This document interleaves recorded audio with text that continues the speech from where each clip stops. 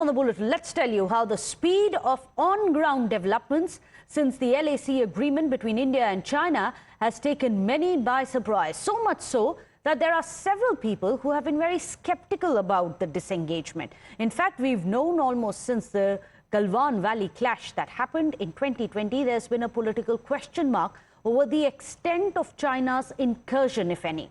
Well, we've also known for some time that China has been busy building hard infrastructure along the LAC. And now with a deal having been signed, all eyes, including those in the skies, which are the satellites, of course, are trained on ensuring that the Dragon meets the terms of agreement.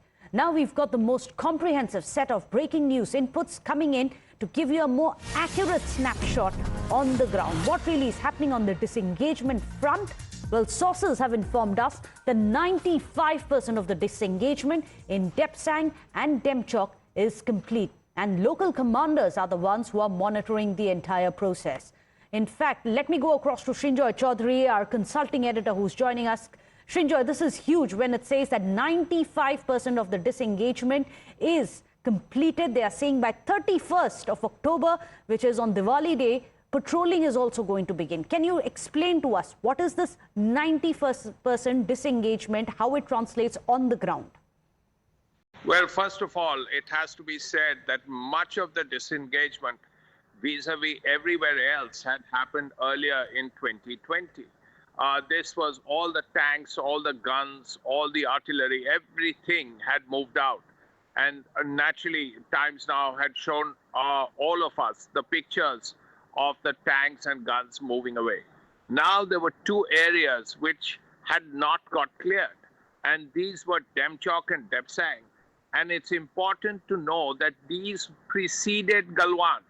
These were there. This standoff preceded Galwan by several years.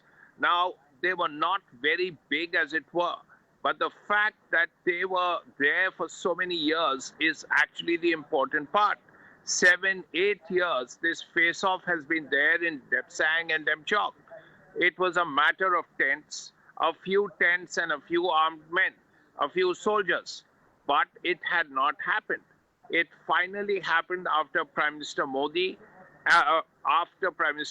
and Chinese President Xi Jinping met in Kazan. The process has begun after that. The agreement was happening just before that.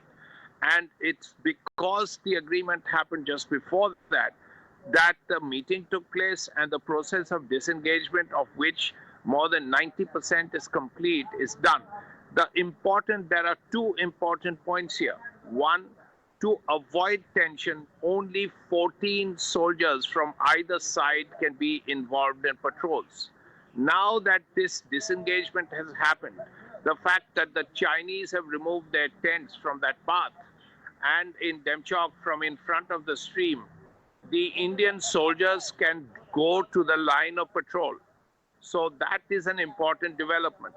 Now, apart from that, the Chinese can also do their patrols, because now that India will be allowed to patrol, the Chinese will also be allowed to patrol. Now that will ensure that that area in Demchok and in Depsang become more normal, as it should be. So that's the important part. The other issue that has to be seen is what happens now. Will there be disengagement plus de-escalation? Because this disengagement is a removal of... Do stay on with us. That's very important. We are going to come back to you. But since we are talking about the disengagement, let's bring our viewers some of the satellite images, which perhaps you can explain as well, the significance of the disengagement which has happened. Now, what we are getting for you, courtesy de Tresfa, the disengagement which has happened in Depsang. Now, this is the Y junction of Depsang where the clashes had happened, and this is exactly where the disengagement has been happening. So what we are showing for you is point 1, 2, 3. These are the three positions where the Chinese have actually pulled back from. If we zoom in, then we'll see the first one where you can see certain structures, even in the satellite images, something that even Srinjoy was discussing right now. He said that certain structures had come up. This is the second one that we were showing for you, the structures which were showing around here. And this is the third position from where China has now pulled back. 1, 2, and 3. This, of course, is the LAC that you can see. And this is the white line that you can see. And these are the 3 positions that China has pulled back from. And we are also getting you here the structures which are very clearly visible from the satellite images which we are getting for you. But now let's also show you how India too has dismantled its position from this place, which is on this side of the LAC, and India too has pulled back. As Srinjoy was saying, that there has been reciprocity, that India pulls back from one of these positions, China has pulled back from 3 of these positions that we are getting from you from the Y junction. In fact, let me go across to Professor Madhav Nalapat, who is also joining us, a strategic expert. Professor Madhav Nalapat, if you can just explain to us the significance of the Y junction and how 3 of these positions from where China has now pulled back, India has pulled back from one of the positions as well. Look, the significance is very clear, and that is that this is the junction whichever country dominates it will have a very big influence on the ability of China and Pakistan to basically seamlessly move troops, equipment, and other supplies across each other's national boundaries. It's a very important junction from the Indian side, and it is very important for India to retain escalation dominance over that particular tri-junction for a simple reason that throughout the Karakoram range, when you talk about the junction between China and Pakistan, well, that tri-junction is critical to it. As of now, India has got escalation dominance in the sense that if there is an attempt to basically use the tri-junction to move military equipment, etc., from China to Pakistan, or troops from Pakistan to China, etc., India is in a position where you can interdict that, you can stop that.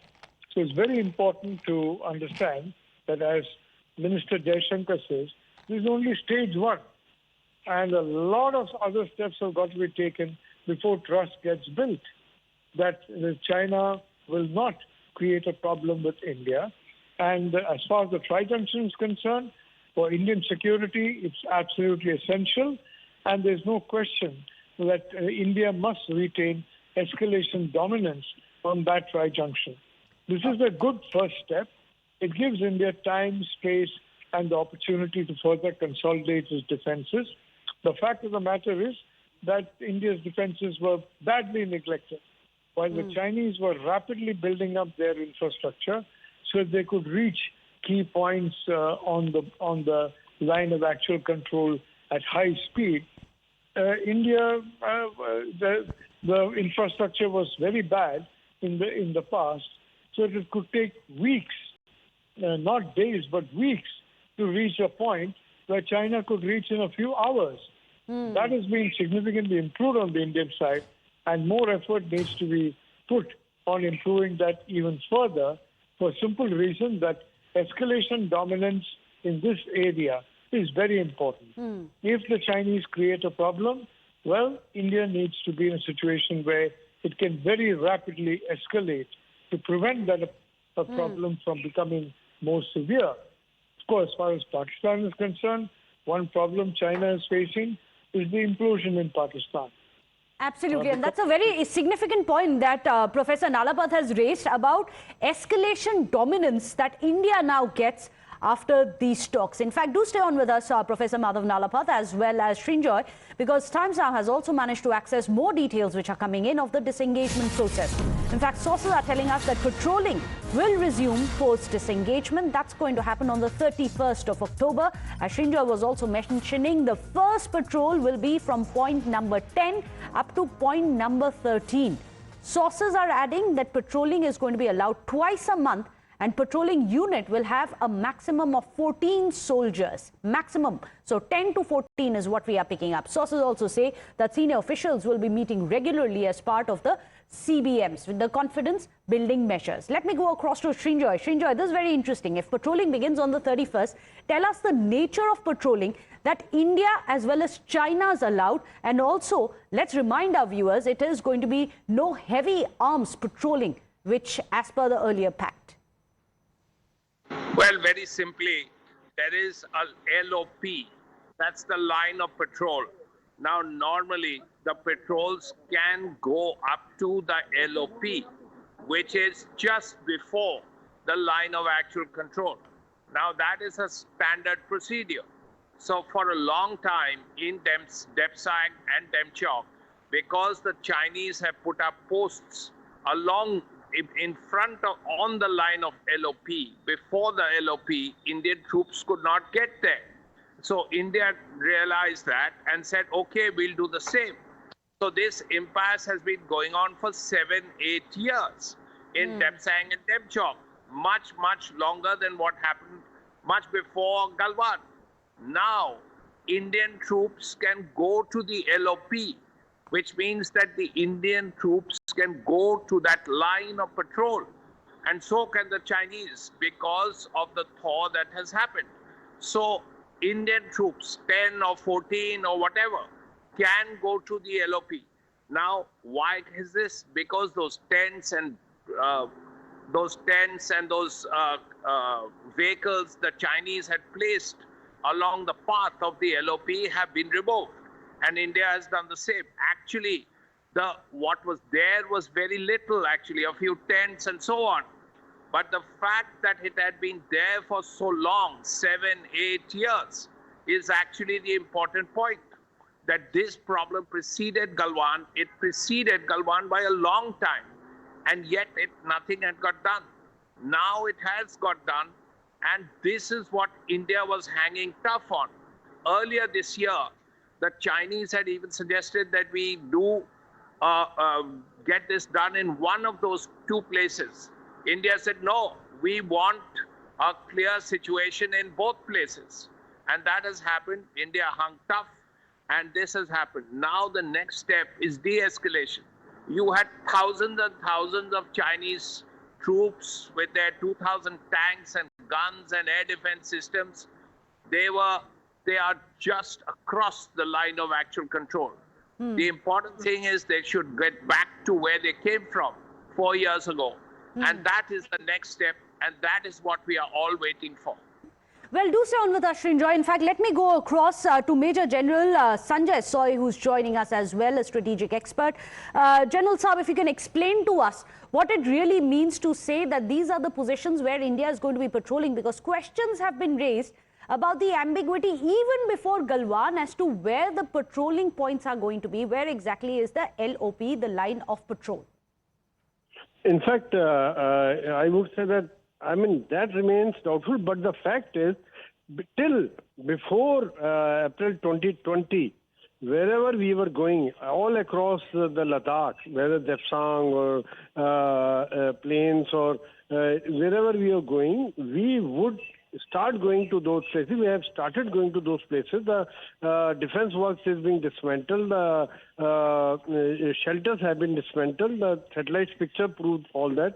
But the fact is that earlier it was that wherever our understanding of LAC is, we go up to that point, leave some telltale signs, and the Chinese come up to the point where they will leave some telltale signs, say some cigarette case or which is made in China or something, some paper or newspaper or something like that, so that we know that they have come to this point and we go up to our point, our understanding of LAC, and both will inform each other so that there is no clash takes place. And this is something like a no man land. Like both the parties would be patrolling, but the fact is that gradually, ultimately, this has to lead to a building of trust, and then the next phase, as was being discussed, of disengagement will start. And though as a bigger picture, I'm happy to see that this is a small beginning in normalization of relationship which have been bad for last 4 years. But as a military man, I would remain cautious and not lower my guard, continue with high alertness, especially during these times, and continue with the development of infrastructure, continue with the modernization of armed forces. So those things will remain. But the fact is, I'm still happy that some beginning, positive beginning has been made. And let's hope that things normalize as it was before April 2020. Yeah. Well, hopefully so. Thank you so much, General Soy, for joining us. In fact, let me go across to Professor Madhav Nalapad. Now, you had talked about how there needs to be escalation dominance. But Professor Madhav Nalapad, after disengagement, we also need to look at disengagement. To what extent do you think India can trust China? Look, there's no question that Minister Jaishankar is very clear this is only stage one. And the Chinese have got to go back to status quo ante before they became ultra-aggressive in 2020. There's no question about that. So from that point of view, I'd like to say that on the Indian side, there will be vigilance. And the general is quite correct. One has to be very careful. And one has to ensure that India is battle ready at all times. And to face all situations. But the fact is, just as we have a vulnerability in the chicken's neck, the Chinese have been trying, very actively to try and weaken that vulnerability even more, because the chicken's neck is so crucial in connecting the rest of India to the eastern part of India. Absolutely. The Chinese vulnerability actually is on that particular area, the Junction. And you're talking about the Karakoram ranges, etc. And I think it's very important for India to retain an escalation dominance in that particular area, because that involves China and Pakistan. Of course, the fact is, Pakistan, as I said, is entering a period of meltdown, so its usefulness is becoming more and more degraded to the Chinese side.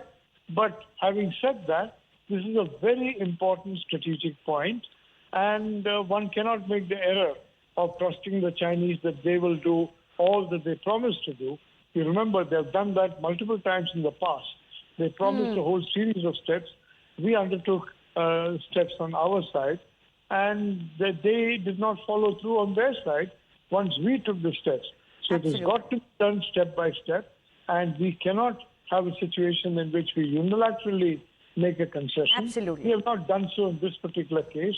I think all the correct lessons have been learned, and I'm quite hopeful that the vigilance will be clear, because ultimately, let's face it, the world is now witnessing two particular camps, and Absolutely. India has got to be in very clearly in one of the camps. But at least there is a roadmap now for disengagement. 95% of the disengagement in Ladakh, in Depsang and Demchok, has been now realized. Of course, we are saying by 31st of October, which is 2 days from now, there is also going to be patrolling. But as even the General Soy has pointed out, that India is going to be hopeful, but it is also going to be very vigilant against the dragon. Well, thank you so much, General Soy, for joining us, also Professor Madhav Nalapad and Srinjoy Chaudhary for getting us your perspective into what really is happening on the ground as well.